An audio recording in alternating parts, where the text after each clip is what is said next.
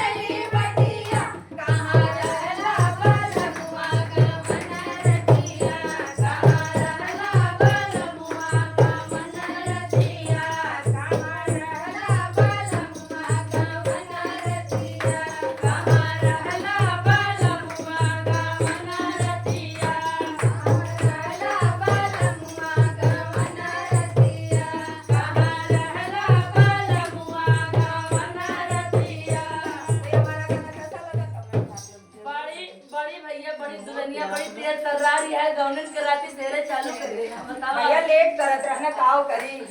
Yes नहीं रहा इस रही इनके देखत जाए। कोनो बचावत रहे ना